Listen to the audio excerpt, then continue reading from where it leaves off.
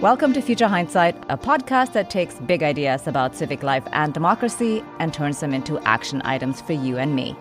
I'm Mila Atmos.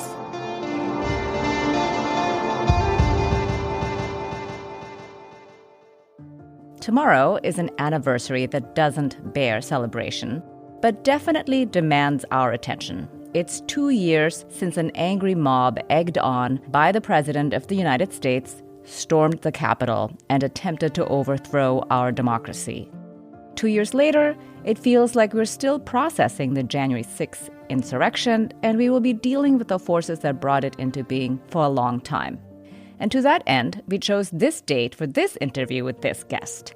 I've wanted to have Steve Phillips on to talk about his political leadership, thought leadership, and coalition building for quite a while now. But with his new book, which was published by the New Press in October, I knew we had to speak to him to start a new year of civic engagement and fighting for democracy. How we win the Civil War, securing a multiracial democracy, and ending white supremacy for good is the perfect primer for understanding how the strength of the white nationalist movement dates all the way back to the Confederacy and what an effective liberation plan for all of us looks like. I'm delighted to welcome Steve to Future Hindsight. Thank you for joining us. Thanks for having me. I'm glad to be here. You have an incredibly impressive and frankly long bio, which I will happily read. It just means I'm old. Well, that's another way to look at it. But I'd love for you to introduce yourself to the listener, because I think you might be better at the highlights than I will be. You're the founder of Democracy in Color, author of Brown is the New White, senior fellow at American Progress. You're a civil rights lawyer. You were the youngest person ever elected to public office in San Francisco back in the early 90s. There's so much here. What do you want listeners to know about you as we set the table for this conversation? So I think maybe a few highlights. I mean, I like to say that I am quite literally a child of the civil rights movement, and that not only was I born in 1964, but my parents desegregated our neighborhood in Cleveland Heights, Ohio, and we were the first Black family to move into our house. They wouldn't sell the home to my parents because they were Black. We had to get a white civil rights lawyer to buy the house for us. I read every biography of Martin Luther King in my local elementary school. And my grandfather was a minister in Cleveland. So those themes of civil rights and the religious framework, and also had a very strong interest in electoral politics from a very young age. And so a big influence and transformative factor in my life was in 1984, when Jesse Jackson ran for the presidency and the whole Rainbow Coalition. So you had the direct connection to the civil rights movement. You have a lot of religious metaphor that spoke to me in language. And I dedicated my first book in part to Reverend Jackson, saying that he showed that this concept, when the old minorities come together, they comprise a new majority in terms of the Rainbow Coalition concept. And I like to say I'm trying to build the small R rainbow ever since. And that through San Francisco politics, through California, we helped to create country's first super PAC to elect Obama in 2008. And so I've been about trying to organize and support the increased civic participation of people of color in the electoral process as a force for changing politics in the country. And along the way, I was an English major in college and have liked to write. And so I write a column for The Nation, a column for The Guardian. I've written 2 books. Yes. Well, the book is terrific. I really enjoyed it. It's really easy to read. So I thank you for writing a book that's very coherent and really makes the case very strongly. So let's talk about how we win the Civil War. The core thesis of the book is that the Civil War did not end and that we're still fighting it. In what ways? So not only are we still fighting the Civil War, core thesis is that the Confederates have never stopped fighting. I think a lot of us think that the Civil War ended in 1865 and all that stuff was a long time ago. But in point of fact, and this is something I didn't even realize until I started really researching the book myself in detail. Like, everybody knows, obviously, Lincoln was assassinated. But we don't really know exactly when and exactly why. And I didn't fully appreciate that. And so the supposed surrender and end of the Civil Wars in April 1865, just 2 days later, after the Appomattox surrender, Lincoln gave a speech talking about some limited voting rights for African Americans. John Wilkes Booth heard that speech. It was given outside the White House. He says, that means N-word citizenship. That's the last speech he'll ever give. And 3 days later, Booth went into Ford's Theater and shot Lincoln in the back of the head. That's not surrendering. That's the continuing the fight. And so every step of the way, if I talk about this consistent Confederate battle plan, there was resistance to passing the 13th Amendment, just banning slavery. And not only was there resistance to passing that, they couldn't pass it out of the House originally, and they couldn't pass it out of a House that had no Southerners in it because they had all succeeded. And so the opposition to steps towards equality and justice and the preservation of the conception that this is fundamentally a white nationalist nation has been fiercely defended and fought for. And so you take Lincoln's assassination, the handing back of the South to the slave owners after Reconstruction in the 1876 Hayes-Tilden Compromise, which then established white nationalism, legalized white nationalism in this country for 100 years. And then you fast forward all of that up to January 6th, right, where you have the insurrection as the culmination of an actual attempted coup in the United States of America. And so it's there's an abundant amount of evidence and data and information that the Confederates and their ideological and in some cases genealogical heirs have never stopped fighting the Civil War. Right. Yeah. So that's really important. Why we're still fighting the Civil War is because the Confederates have never stopped. And you talked about how you didn't always know about this history just now. When did you start the journey to finding out, and what set you on that path? Like, was there a moment when you were like, wait a minute, what's really happening? I mean, I've always been interested in history. You know, my wife talked about how when I was studying and researching my first book, Brown is the New White, is I kept getting back into all these historical examples. And I'm quite fascinated with it all. And she's like, you got to get up to the present. And so we would kind of go through that. But when the publisher came to me in April of 2020, said, should we talk about writing your next book? And we had seen what Trump had done in terms of fanning racial division and whipping up white racial fears in this country. And I was like, well, why don't we use the Civil War as a metaphor for looking at this period of time that we're in? And so that's what set me on the journey, is to then look at the actual history around what specifically had happened. The more and more I dug into it, I saw just how on point that framework was. Mm-hmm. Yeah. So when you're talking about Civil War, you're really not speaking metaphorically or making a comparative evaluation. You're drawing a straight line from then to now. What tells you that we're still in that same conflict? So the book's divided into two halves. And so the first half is showing how the Confederates have never stopped fighting. And the second half is how do we go about winning? I take the book from the assassination of Lincoln all the way up through January 6th in the first half. And so what I've identified are these core elements that have been present in each phase of history since then. That's what I call the Confederate Battle Plan. Never giving an inch, ruthlessly rewriting the rules, distorting public opinion, silently sanctioning terrorism, and playing the long game. Those elements have been present in every period. So first I look at from the Civil War to the end of the 19th century. I talk about the assassination of Lincoln, the overthrow of Reconstruction, and handing the South back to the slave owners. And then you started to see this thing about ruthlessly rewriting the rules. And so the 14th Amendment was passed saying you can't discriminate on the basis of race in a state. But then the Supreme Court people say, well, but in Plessy versus Ferguson, separate but equal is okay. So yes, there's this 14th Amendment, but it doesn't apply over in this other situation. You see another continuous element in terms of the silently sanctioning terrorism, in that the rise of the Ku Klux Klan, which was created by ex-Confederate soldiers just 8 months after the supposed surrender at Appomattox. And there was so much domestic terrorism and murder in the 1870s in particular, that there was major congressional hearings. There's a 13-volume congressional report looking into it. They found 2,000 people have been killed in a short period of time just in Louisiana, all specifically designed to stop people from voting and to drive Black people out of the political process. And so this silently sanctioning terrorism piece. In the 1924 presidential conventions, both Republican and Democrat, neither convention could get the votes to condemn the Ku Klux Klan. They were that powerful politically. And many supposed, legitimate people, senators and even governors were either fans of it, not belonged to that. after the Brown versus Board of Education was passed. This piece about never giving an inch. And so we are also putting Trump's post-election never giving an inch in context.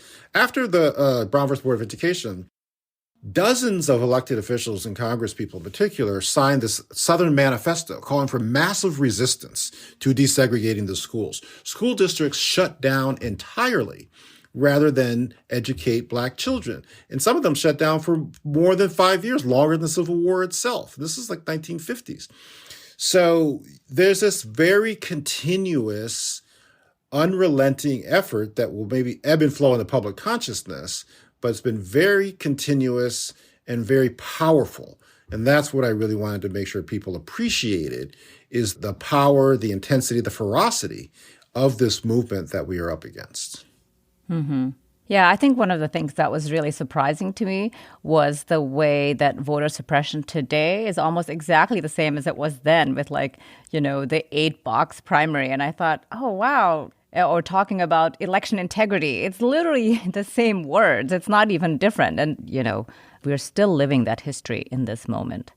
So I mentioned January 6th at the top. Where does an event like that fit into this history? It was unprecedented for a sitting president to incite a mob to storm the Capitol. But what are the historical echoes or precursors?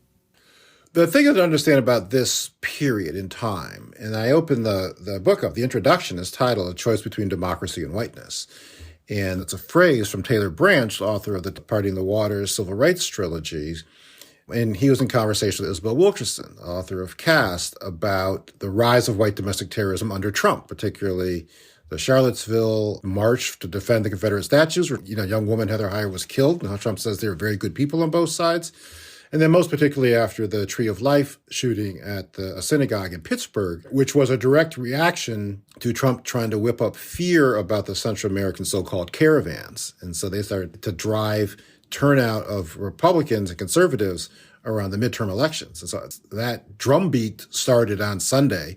The Tree of Life shooting took place on Friday after this guy was whipped into a frenzy around it. And so what Taylor Branch said was that people said they would not stand for being a minority in their own country. The question is, if offered a choice between democracy and whiteness, how many people would choose whiteness? And Isabel Wilkerson says, we let that hang in the air, neither of us willing to hazard a guess as to that one. And so I think it's a perfect bookend to the Civil War itself. And this is another thing, the advantage of being able to write a book and be able to step back and think about this stuff in its most basic elements and then try to communicate it in a clearer way is that the Civil War itself began because the candidate who was backed by Black people won the presidential election, and the losing party refused to accept the results.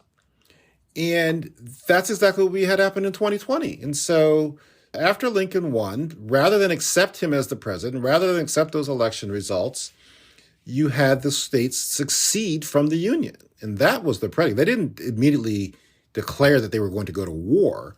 They declared they weren't part of this country anymore. And they were pulling out and they were succeeding and setting up their own government. And so this is what we're seeing happening now, and particularly what we saw happening on January 6th, is that a contempt and a disregard for the Constitution and for the laws of the country and for the democratic institutions of the country.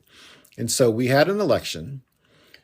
All 50 states certified the election results. All 50 governors, Republican and Democratic alike, certified the election results. And the election showed that Joe Biden had been elected president.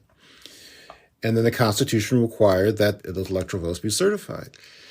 So that's what a democracy is and does. But this mob, whipped up by the former president, refused to accept the democratic institutions and refused to accept the democratic process, refused to accept democracy itself.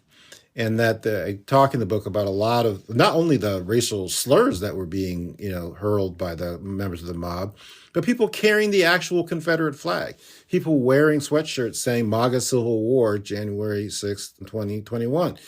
And so that insurrection was, I would argue, just the latest manifestation of the contempt for the actual democratic institutions and a clear indication that we are not all subscribe to the same social contract in this country. We're not subscribed to the same social constitution. And we're just not subscribed to the sense of common core commitment to one another. And the January 6th insurrection was one of the more recent manifestations of that, separate and apart from the most recent president of the United States tweeting that we should suspend the U.S. Constitution, and everyone just shrugging their shoulders. Yes, everyone just shrugging their shoulders. It's definitely not de-escalating. I mean, looking at the choice between democracy and whiteness, Marjorie Taylor Greene is back in the spotlight for saying that if she had been in charge of the January 6th insurrection, it would have been armed. I mean, aside from the fact that it was armed, Right. and we have the testimony from the House committee laying all of that out. But this is domestic terrorism, political violence, armed insurrection explicitly endorsed by a sitting U.S. Congresswoman. And I know this is only audio, but I'm guessing that what you're giving right now is not your shocked face.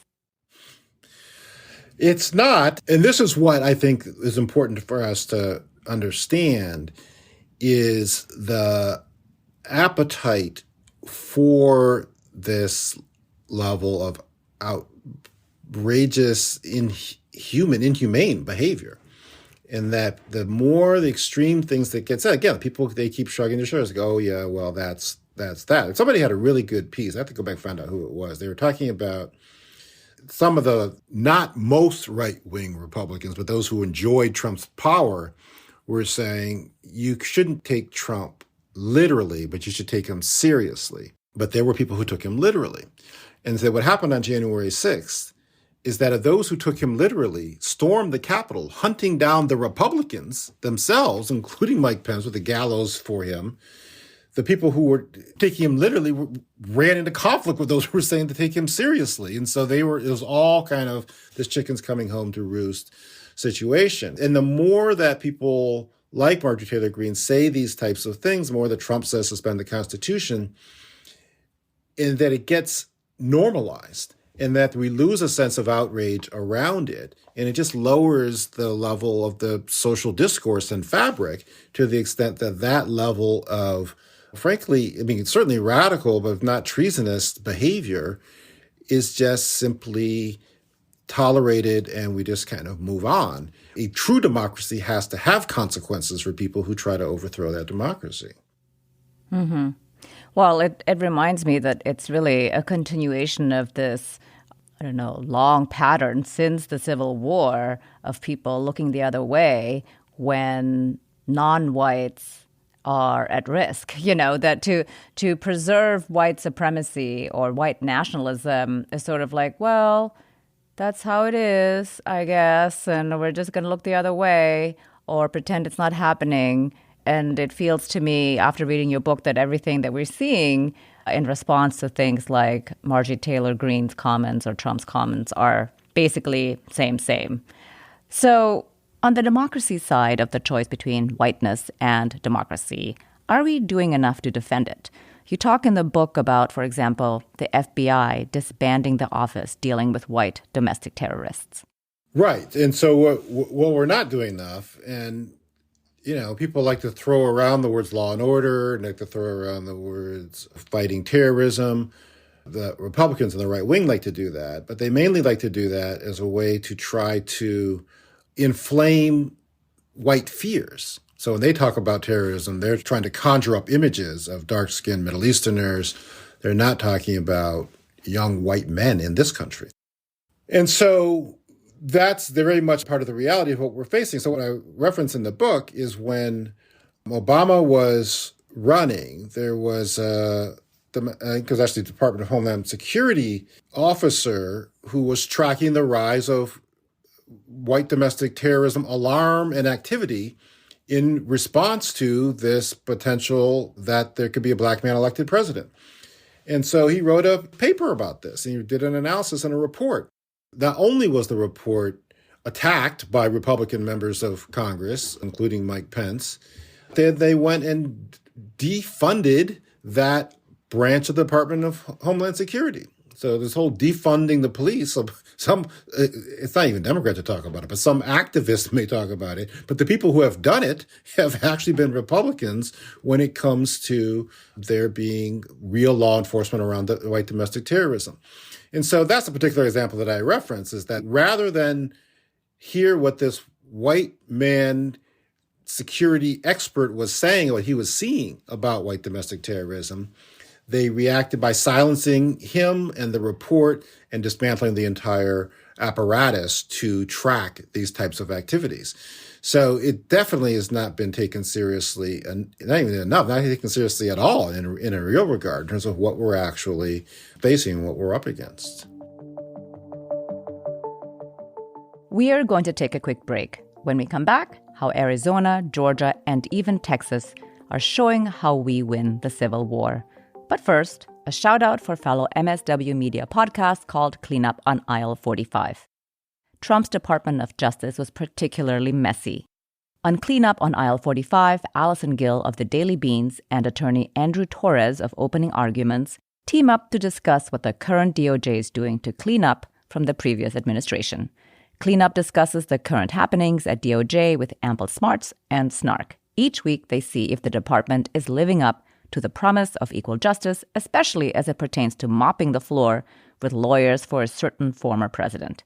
So subscribe to Cleanup on Aisle 45 wherever you get your podcasts. That's Cleanup, one word, on Aisle 45. And now, let's return to my conversation with Steve Phillips.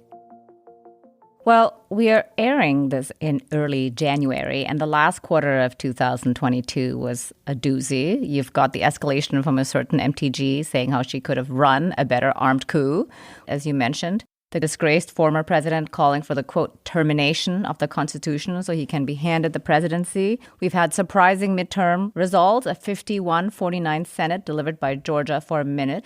And then a minute later, 51-49 becoming 50-49 after Kyrsten Sinema of Arizona announced she's leaving the Democratic Party. Wow. And I didn't even get to what's happening on Twitter. So how are you doing? And in terms of Sinema, did you see that coming? Well, I mean, I tweeted after she announced this, is the person in the country most disappointed in Raphael Warnock's win is Kyrsten Sinema. Is that she thought she was really going to be this power broker and hold the Democrats over the barrel and taking away that 50th vote. But Warnock makes her, far less relevant. And so her big move has much less impact. No, it was interesting in researching the book. I have a chapter in the book on Arizona and how Arizona is a real example of the path to change and the strategy for how we win. But I didn't even fully grasp while I was researching that chapter how long she has been an opponent of progressive activism. I mean, I actually met Kyrsten Sinema when she was a state legislator around 2008, 2010, something around in that time period. And then she was, certainly posing as a lefty, green, lesbian, or bisexual, progressive person. And sure, her credentials were on the left in terms of how she came of age. But I did not realize how far back it went. And so after the precipitating factor around changing the trajectory of Arizona was this whole SB 1070 Show Me Your Papers bill that was a strongly anti-immigrant bill, really, again, designed to whip up white fears and resentment. And the architect of that was Russell Pierce, who became the head of the state Senate. And so the progressives and Democrats, led by Randy Perez, one of the key activists, writes about this in his book, Dignity by Fire, that they went about trying to recall Pierce. And they ultimately did recall Pierce. It was the first sitting state legislator in Arizona to ever be recalled. And he was the head of the state Senate, which is a very major deal. It started showing the activists the power that they had, that this led to the route of the progress we've seen in Arizona. Kyrsten Sinema opposed recalling Pierce. She was actively calling people up, telling them, don't do this. This is going to block our bipartisanship efforts. And that if you do try to do this, I'm going to try to punish you. So she has a long track record of being on the wrong side. And so it's a long way of saying that I'm not surprised by her latest antics and efforts. I mean, who prances down the aisle of the Senate and, like, in delighted fashion, puts her thumb down to not raise the wages of people working at a minimum wage and is happy about that. I mean, what kind of person operates in that fashion other than, really a megalomaniac who doesn't care about normal human beings? Yeah, that was definitely a scene, seeing that video of her voting this way. Well, the examples that you've had in the book in the second half, about all these amazing organizers, and like you said, you just had a whole chapter on Arizona, but let's talk about Georgia. It's a state you know well, which has been transformed electorally against some serious headwinds. What can we learn? So Georgia and Arizona in particular are two, I think, real strong case studies and examples of what is possible. I mean, it's interesting and a little amusing, having been, kind of shouting in the wind for years about these, that, after the Warnock's victories, all these articles about, oh, Georgia's a, swing state and a, purple state. And I was like, we've been trying to tell you that for a long time. So I feature Georgia, the Georgia journey, right? I met Stacey Abrams 12 years ago and have been on this journey with her for a long time. I remember her saying, a decade ago, says there are 1.5 million unregistered people of color within Georgia. I'm going to go register them to vote. And steadily, methodically, over the course of several years, did that and laid the foundation for the results that we've seen. So Georgia really is, I think, in a lot of ways, Exhibit A, Exhibit 1A, along with Arizona, of what I call in the book the Liberation Battle Plan. In that all of these places that I feature, Georgia, Arizona, Harris County, Texas, San Diego, and Virginia, have had very common elements of their work. And so they have what I call level 5 leader, drawing this concept from Jim Collins's business book, Good to Great, about a leader who is very personally humble, but that ferociously dedicated and demanding for their organization. Strong civic engagement organization, detailed data-driven plan, and playing the long game. And Georgia has had all of those elements, right? So Stacey Abrams began this journey in 2010 when she became the minority leader, began to put in place the organizational infrastructure to do the civic engagement work.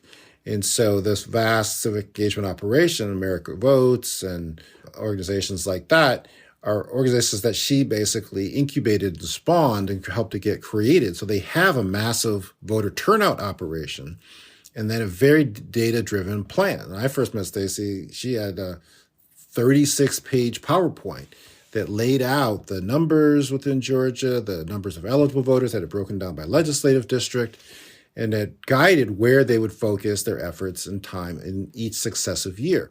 And that's a very similar type plan to what happened in Arizona, right? I mean, John Laredo convened the organizers there. Those activists from this Show Me Your Papers period formed organizations. Monse Redondo began to run the One Arizona Coalition.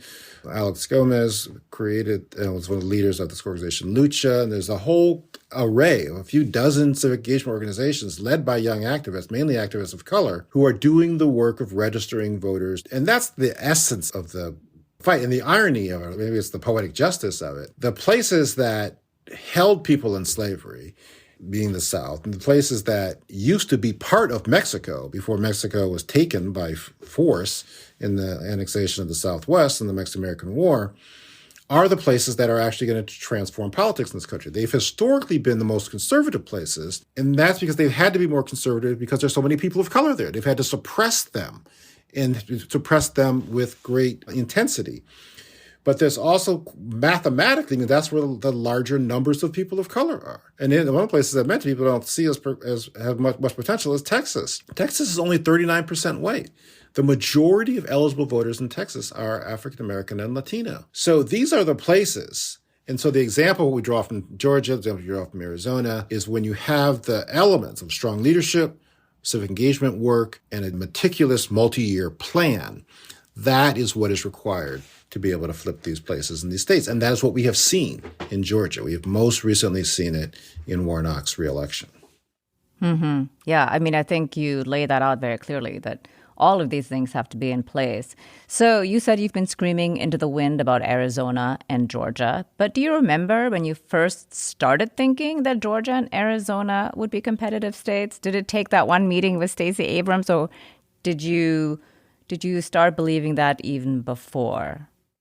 This is what I would say in terms of my own trajectory is that, what did somebody say? Something about you get educated in the school of big events. And so Jesse Jackson's presidential campaigns were transformative for me, the 84 to 88 campaigns. He both modeled how to inject race-conscious social justice politics into the electoral space. He modeled how for activists to get involved in politics. Much of his campaign was civil rights groups and unions and community leaders and students and young people. And I was a student at the time. So I ran as a delegate for Jackson. I was the statewide student coordinator for him. So I saw all of these elements at play. And I saw the outcome of what was possible. And so this is kind of lost to history as well, as actually both how well Jesse did between 84 and 88. So he went from 400 delegates in 84 to 1,200 delegates in 88, 3.5 million votes to 7 million votes, highest runner-up in any presidential election to that time. So I saw the power and the potential. So Jesse won Georgia in the presidential primary in 88. He won Michigan, and I'll never forget that. And he actually was in first place off of that. But this was all off of mobilizing large numbers of people of color. And so I saw and appreciated and knew that the South and the Southwest could be the places that could transform politics within this country. So I've been trying to build the small R rainbow since the 80s. I saw through what was manifested through the Rainbow Coalition campaigns, the power and potential of those places. And so has always been on my radar since then. And also it's also what people missed from the Obama's elections in 2008. Obama came within 230,000 votes out of, 5 million cast of winning Georgia in 08 without contesting Georgia. And they didn't invest any resources there, but he actually came much closer than people realized. And so the potential was always fairly evident if you looked carefully, but it was not necessarily something that was prioritized by those who controlled political campaigns. Right. Yeah. I mean, I think the case you make for data is so strong, and your book is littered with the PowerPoint presentations and Excel spreadsheets. I was kind of like, this is so exciting. People are really into actually unpacking everything. And like you said, this evidence that in Georgia, Obama got so close, even though they didn't really spend any money there. So I kind of asked that last question about turning points in Georgia and Arizona because I'm thinking about Texas, and you, of course, spent a whole chapter on this as well. But, in Texas, I've spent a lot of time and was honestly really disappointed the way the midterm went there. So give me some hope. Do you see potential there? How long of a long game are we talking? Well, it's a little bit of a chicken and egg. And I saw this in Georgia as well, people not believing. And so it kind of took Stacey doing whatever she could do with whatever resources she could actually put together. I mean, I think I mentioned this in the book. I think it was 14 years ago. I was talking to a foundation executive at a major foundation who was from Texas. And I was asking her where they were focusing. Her focus was on civic engagement. And she mentioned it's a number of different places. She didn't mention Texas. And I was like, well, what about Texas? And she says, well, Texas is a long game or a long proposition. And I'm like, exactly. So we have to start right away. And so the lack of investment is the major part of the problem there. The numbers are clearly there in Texas. Texas, it's largely, if not only, a turnout game. So voter participation levels in Texas are much lower. They're lower than they are in a place like California, and they're particularly low in the Latino community. And so what we need is to invest in the strategies, organizations, in the procedures to increase voter participation to the levels of which people are in the population. But that's not how the resources get allocated. The Democratic money gets, they spend, tens and hundreds of millions of dollars on television ads targeting, white supposedly swing voters, rather than hiring up and staffing up. Coming out of the midterms, which I actually feel quite affirmed by in terms of this analysis that I tried to lay out in my first book about it, there is a new American majority. People of color and progressive whites are the majority of people and the majority of eligible voters if we will organize them and turn them out. And everyone kept saying the Democrats were doomed in the midterms. And I was like, well, why are they doomed? Because that's not what the math shows. And so everyone says, well, when the president's party holds the White House, you always lose. But that's because people don't turn out to vote. They feel it's, the president's got it. We don't need to come out and vote. You can see it in the numbers. The dramatic drop-off is why the out-of-party power tends to do well in the midterms. But say, if you would mobilize the voters, Democrats should do quite well. And that's exactly what happened, to the point of they shouldn't even have actually lost the Congress. I mean, if you look at these particularly races in California and New York and how close they were, if they had invested in a turnout strategy, should still actually hold the whole Congress. So I say all that to say that that's the deal in Texas, is are we going to invest in a voter turnout operation that's going to manifest the power? Now, what's hopeful is what the primary case study I have in the book is about Harris County, Texas, where Houston is, right? That over the past decade, led by the work of Texas Organizing Project, which is the main civic engagement group in the state, they've steadily increased voter turnout of people of color, changed the composition of the electorate to the point where the Democrats have flipped most of the control of that county. So that's a model in general. And then, not inconsequentially, Lina Hidalgo, who was elected the county executive in 2018, they really came after her to try to defeat her, but she won that election. So she was reelected in 2022. She has great promise and potential. She could be a governor of Texas. And so are we starting to lay the groundwork now to put in place the infrastructure? Because you need somebody to inspire the voters as well as part of the voter turnout operation. But you have to start early and you have to work hard. Right? I mean, I went back and looked at my emails to figure out the exact date. And it was May of 2012. I was at a dinner in Georgia at somebody's house, a small dinner with Stacey Abrams, where she told me she was running for governor in 2018. So 6 years in advance, she had her eye on that and was working steadily and methodically towards it. So by that measure, we're already behind for Texas 2026. But the elements are there. And Texas is the most promising place demographically in the country, actually. But if we need to convince those who have the resources to really, I keep saying, add a zero to what they invest in Texas so we can staff up exponentially, and that will then give us the capacity to be able to start flipping elections in Texas. Right. Well, in this last election, 9.6 million registered voters in Texas did not turn out. If we could get a big portion of them, and some of the evidence that you cited in your book of, voter contact that turned out something like 80% of the people reached is like, it would be unbelievable to have 80% of 9.6 million more people voting in Texas. It would definitely turn the tide. And I love what you said about the long game. The longer the game, the sooner we need to start. That's good advice. So in the epilogue at the end of your book, you wrote that once we win the Civil War, we can craft a social contract for the society we want to live in. What does it look like to you?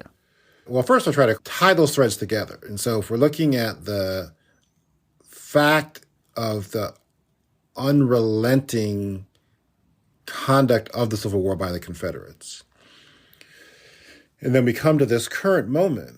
And so one of the things I try to first lay out is that this current social contract is a series of compromises with white supremacists, and that we need to think far more broadly. I mean, everything from why do we have to renew the Voting Rights Act on a regular basis? If we actually want people to vote, and we actually think that democracy includes everybody voting all the time, why are we so concerned about enforcement measures in terms of protecting the right to vote? That's a compromise with white supremacists.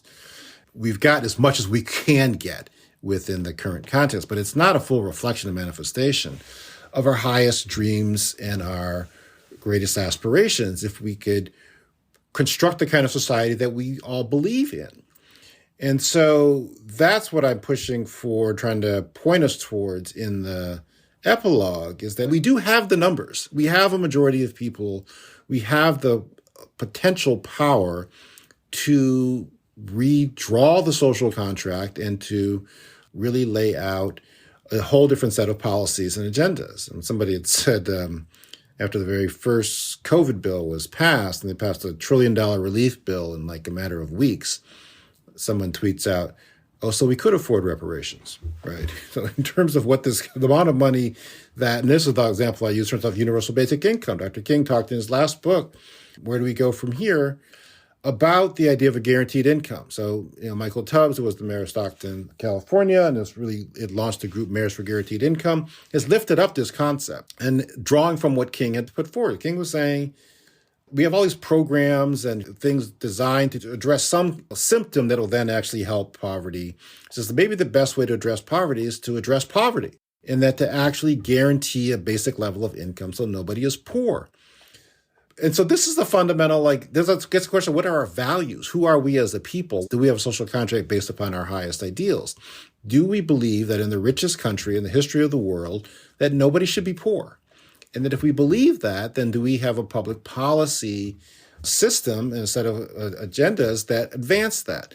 Dude, I went to China in, actually it's 98, and it was a delegation of educators. They called their after-school centers children's palaces. And I thought that was so fascinating, the level of value that they attached to their after-school care. And whereas we're having to fight to get any resources, to public education period, let alone to after school. And so do we invest in people? Do we move our resources to making sure nobody is poor, so every single person has quality education, so every person has quality housing to live in, so that then people can unleash their talent and potential and contribute that to the society? That's the kind of society we could have and that we should be looking towards. And that I'm encouraging us to carry ourselves with the confidence that the majority of people would actually back that. That's the kind of society that is possible once we start constructing a new social contract based upon our deepest values and our highest ideals. Right. Well, I believe that people have these common goals. We all want good schools for our children. We all want good jobs, have good housing. Nobody's against that, but we talk about it always as a zero-sum game, and that some of us can have some and some of us cannot. And I think we need to really stop talking about it in this way. So I always ask this question about what we can do as everyday people. So what are two things an everyday person can do to strengthen what is now just the beginning of a multiracial democracy? One is to sponsor, and use that term broadly, a civic engagement leader. And so to take an interest in and support of somebody who was trying to do significant civic engagement work in some of these key states, right? And so I lift up, several of them in my book. I think it's a good starting place. But anyone who's trying to particularly get the electorate to look more like the population, trying to get people of color into the voting population, as an organization is dedicated to do that work. I actually talked to somebody. There was one I met, Carol Tola. I met Carol in 2007 when we were trying to put together the Obama support work on the Super PAC side. And then she told me a few years after that, she has a small scholarship program that she provided to like a dozen students in Georgia. And I was all like, oh, do you know Stacey Abrams? I should connect you to Stacey Abrams. And so I did. And they've been, friends and supporters. And Carol's a progressive donor. She supported Stacey. I just learned for 2 years, Carol sent Stacey flowers every single week for 2 years, just to encourage her and support her and keep her going and letting her know that people were backing her. So there's that level of support. You can do as part of your sponsorship thing, you could try to, raise money from your friends. You could do a Zoom event with your friends for the leaders of that organization, but take an interest in one of these organizations and their leaders and stick with them and back them. So that's one major thing that I would suggest to people. The other is to use your whatever platform you have, whether it's just your Facebook page, or if any of us can still be on Twitter or whatever it is, but it's to hold particularly the people who control Democratic Party spending more accountable, and specifically accountable to demand that they show and share the data rationale behind their spending decisions. Because frankly, there isn't any. And so there's an extraordinary opaqueness and lack of accountability and transparency, far more in political spending than there is even in Wall Street. If you buy a stock, you get quarterly reports and you get access to some set of, consistent information. You get none of that. And yet hundreds of millions of dollars are spent. The clearest example is we did a report card at Democracy in Color in 2020 on the Democratic super PACs in 2020. And so we looked at Senate Majority PAC, which was designed to transform composition of the Senate. As of August 1st, 2020, Senate Majority PAC had spent $7 million in Iowa and zero in Georgia. Now, which state flipped the Senate? It was Georgia. And what was the data rationale? Because if you looked at the prior presidential race, if you looked at the 2018 gubernatorial race, Georgia was closer than Iowa. And yet Iowa got all the money. And so people need to be writing and tweeting and asking and emailing, what's the basis for your decisions? And a lot of this information is public information. You get it from the FEC website on how they're actually spending their money. And ask and try to get as much of a drumbeat as possible about, are people being accountable? Not just accountable, but are they being smart? And then though they share the rationale and the data for their spending. That level of accountability will be helpful, I think, to the overall progressive system. And applies to foundations in philanthropy as well. All these foundations committing hundreds of millions of dollars after the death of George Floyd to racial justice. Well, what's happened with that money? Where are the reports? Where are the updates around how that's actually flowing? And so are people asking for it? So that's the second thing I would say, is to use whatever platform you have, even if it's just emailing somebody in a position of influence, to ask them to explain their actions and then to share those explanations with your circle of people. All good advice. So here's my last question. Looking into the future, what makes you hopeful? Well, Arizona makes me very hopeful. Well, and Georgia does as well. And in looking at those things through the arc of history, right? So, and I mentioned how the South was given back to the slave owners after the Civil War and after Reconstruction. The architect of that was a Georgia senator, John Brown Gordon, who orchestrated the compromise where the South would concede the White House in exchange for getting the federal troops pulled out of the South so that the slave owners could take control again. That Georgia Senate seat is now held by Raphael Warnock. And so that arc of history I find very gratifying. Dr. Martin Luther King was the pastor at Ebenezer Baptist Church. His literal successor is Raphael Warnock, who now serves in the United States Senate. And from the arc of history standpoint, all of that to me is very encouraging. And frankly, all these articles that people are now coming to see that Georgia is the title of my Georgia chapter is Georgia, That's Not One We Expected, which is the quote of what Joe Biden said on election night. We're heading Georgia. That's not one we expected. That's because they didn't invest in Georgia. But now people are starting to see. So this gives me hope that people are starting to finally get the message around where the possibility and the potential is. And then it's a similar story in Arizona. Nobody thought we were going to win that gubernatorial election. Win the gubernatorial election, having to Katie Hobbs, there's Mark Kelly getting reelected to the Senate. And all of that being done on the work of people who were high school and college student activist women of color who were outraged by what the state government was doing, got politicized and organized and stuck with it for a decade to transform that electorate, bring hundreds of thousands of Latinos into the voting population. And now we are seeing the results of flipping Arizona. So those trends, particularly that has happened twice. Maybe that's the most particular answer. 2020 and then now 2022, that I am more affirmed than ever that we have the numbers and we can and should win if we will do the smart strategies and stick with it. Hear, hear. Thank you very much for joining us on Future Hindsight. It was really a pleasure to have you on. I really enjoyed the conversation. I appreciate that you're inviting me on. Steve Phillips is the founder of Democracy in Color and author of How We Win the Civil War, Securing a Multiracial Democracy and Ending White Supremacy for Good.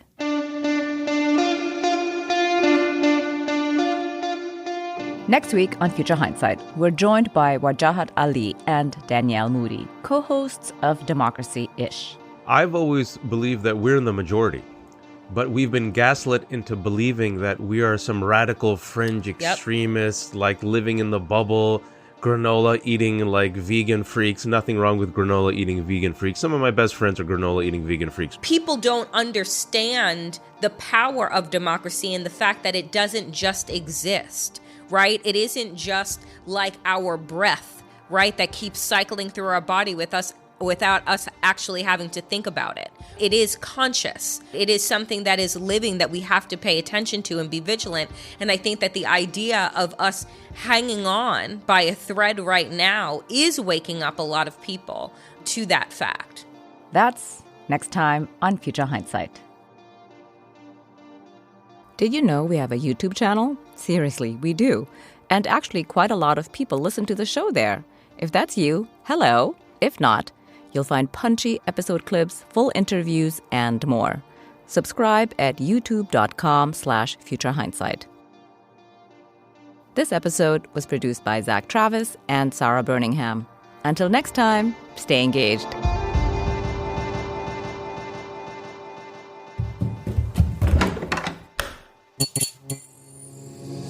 This podcast is part of the Democracy Group.